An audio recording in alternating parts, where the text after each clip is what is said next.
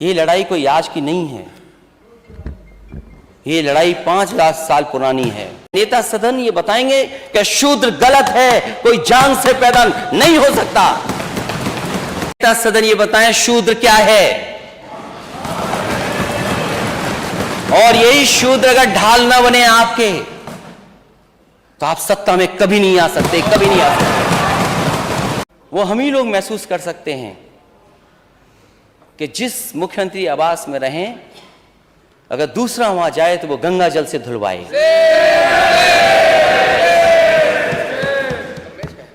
और नेता सदन ने वो पढ़ी कुछ लाइनें,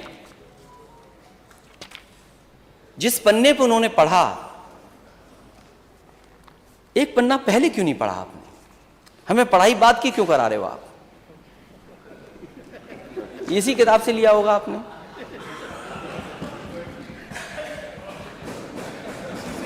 हमें आगे की पढ़ाई करा रहे हैं।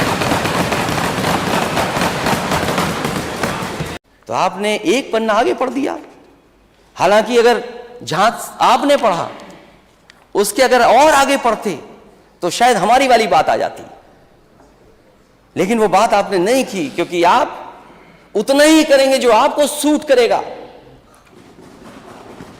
आप वो नहीं कहोगे जो हम लोगों को सूट करेगा।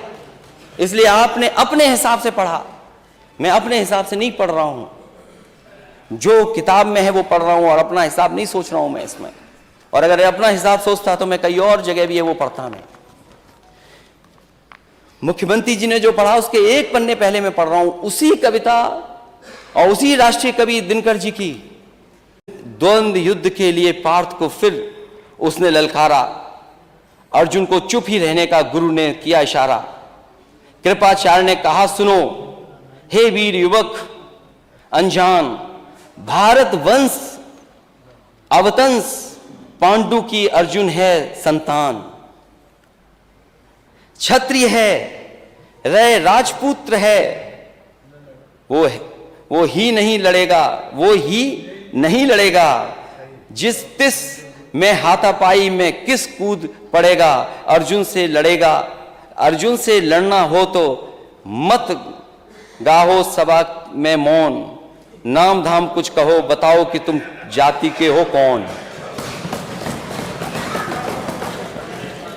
नाम धाम कुछ कहो बताओ कि तुम जाति को हो कौन।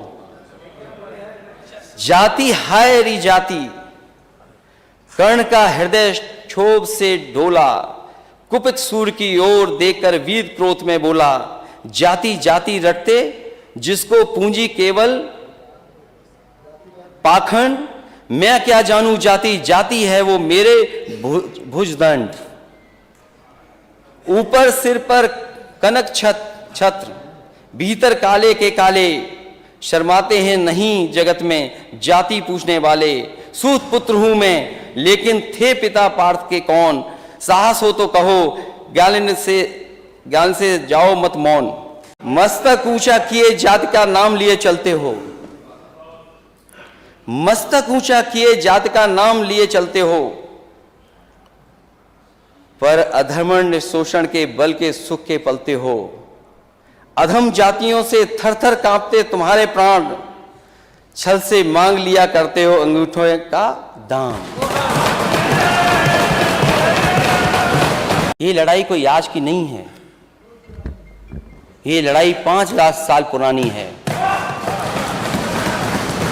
और अध्यक्ष महोदय ये कह रहे हैं कि मैं पढ़ नहीं पाया। मैं कहता हूं सोने के पत्रे पे भी आप लिख करके दे दोगे तो मैं वो स्वीकार करने वाला नहीं हूं।